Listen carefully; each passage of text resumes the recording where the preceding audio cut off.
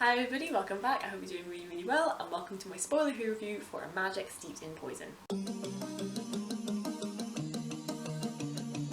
And yeah, this was one that I've been interested in for a while. I think the author's tweets had sort of come up on my Twitter a few times, and her talking about the magic system and stuff just sounded so cool, and then I saw the cover for it and oh my gosh, it's so pretty. So yeah, without any further ado, this is my spoiler-free review. So, Magic Steeped in Poison is set in a world where tea is magical, and those possessing magic, known as Shenongshi, can brew different teas for different abilities. And we follow our main character Ning, who is one of these such magical peoples, and after the death of her mother, Ning is reluctant to trust her own magical abilities, but when her sister falls ill, Ning decides to travel to the capital to take part in the recently announced competition to become the newest Shenonshi to the Emperor and find a cure for her sister. But she very quickly becomes caught up in court politics, finds her fate entwined with the mysterious boy she met at the market, and discovers just how far she's willing to go to save her family. So I have to really start with the magic. The magic is easily the standout in this book. It's such a unique and interesting way to have magic, with the Shenongshi able to use different teas or different things. I really like the cultural aspect of the tea making as well. With each Shenongshi having their own way to brew tea for others, it was, added an extra layer to the magic system as well, to the sort of richness of the country that you're sort of seeing in the kind of different cultures. I also liked how it was used in the book, during the competition, and how Ning would do things like brew tea for courage when she was, struggling with something that she was finding really difficult. It helps explore how the Shenongshi would use tea in their day-to-day lives and how they can then use it to help others. It was just really, really interesting. And I really loved the descriptions as well of the different teas and the way that they brew them and what Ning's thinking when she's brewing it and stuff. I just added something so cool to this book, and I really, really loved it. And like I said, it was so unique. I've literally never come across a magic system like this. And, it was just so cool. I absolutely loved it. From a character point of view, Ning was a really great main character. I found her motivations to be really easy to follow and root for, and she definitely felt like a character who's just out of her depth, but forced to carry on for the sake of herself and for her sister.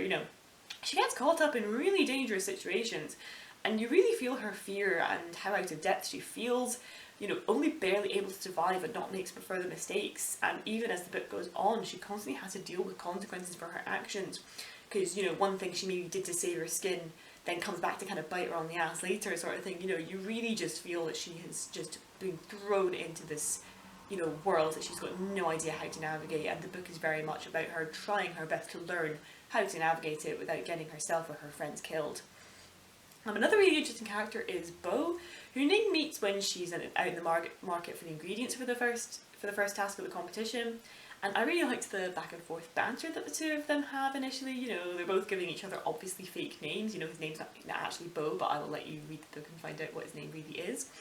And Bo very much comes across as just a young man who enjoys the little things in life and finds life in the capital to be a bit too much, which kind of helps him and Ning bond, as she's also a complete fish out of water since coming here. I do find his character to be interesting, and as we see him over the course of the book, there's definitely something else behind the mask of the boy at the market. And even by the end of the book, you don't quite understand his motivations and where he fits into everything.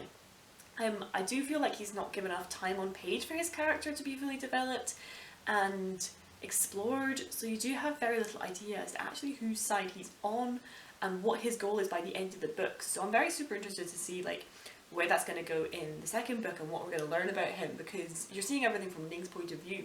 She can only guess what's going on inside his head, and his actions are very contradicting a lot of the time.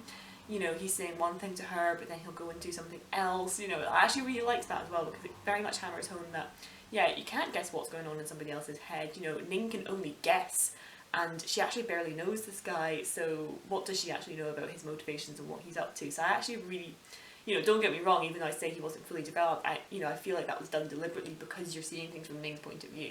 I didn't really care too much about the relationship between him and Ning, you know, I think it would have worked the exact same had they just been friends, but it didn't bother me too much as there wasn't like too much time dedicated to it, and I kind of understand why it happened, but you know, maybe that's just me being me, you know, I don't like unnecessary romance, and this did feel like it was leaning towards the unnecessary side of things. As I say, I think the biggest letdown of this book though is the pacing, particularly the way it's trying to balance its two main plot threads. You have the Shenong-Shie competition, and then you also have the stuff with Bo and the princess that Ning finds herself getting caught up in.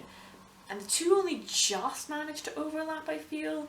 You know, they do feel like separate storylines for a lot of the book, and I feel like the book was almost there with just how to balance the action character moments and the two plot threads, but it just doesn't quite hit the mark there, so I did find it hard to stay invested in some of the things going on because of that. However, like, don't get me wrong, this was still a fantastic book, you know, I'm just kind of nitpicking at this point. I would just say, yeah, the pacing just wasn't quite as balanced, you know, you would sort of feel that you're with the sort of Shenong-Shie competition and everything's centred around that, and then all of a sudden she's off with Bo and everything's centred around that, and we're back to the competition and you're kind of practically not even mentioning Bo. It's like, okay, we need to have just a little bit more connection between these two sort of plot threads. Plot is great though, you know, I really like the political stuff that's going on and the way it gets introduced to Ning by different characters. You know, there's the overarching mystery of someone who's been going and sending poisoned tea out into the country and causing unrest in the villages. There's the mysteries surrounding the emperor, and the princess is also a really interesting character. You know, I wasn't sure how much of her we were going to see, but she's actually a fairly major player, so it was good to see her make a few appearances. You know, this is definitely written in the mind of it being a duology, so a lot of this book is just kind of building towards the climax, and then a lot of things are left hanging to be tied up in the next book. So really, really excited to see where the sequel is going to go with all of that. You know, I think it was done quite well in that sense of this is part one, and then the second book is going to be part two of this sort of one big story kind of thing. So that was really interesting. Overall, just great read. It has an amazing magic system. Like, I cannot express enough how much I love the magic system in this. You know, some really great characters and a lot of mystery to get through. You know, it's let down a little by the pacing and not being as tight as I like my stories to be, but overall just really, really great, and I'm definitely going to be reading the sequel. It's just really, really great, and I absolutely loved it, and obviously, you know, gorgeous cover, which always helps. So I hope you enjoyed this spoiler-free review for A Magic Steeped in Poison. Please do come back to this video and let me know what you thought of it. I would love to hear your opinions. If you've managed to read this book already, you can let me know your spoiler-free thoughts down in the comments. I'd love to hear from you. If you've reached the end of this video, feel free to leave a like and feel free to subscribe. I post 2 videos a week. But thank you so much for watching. I'll see you next time.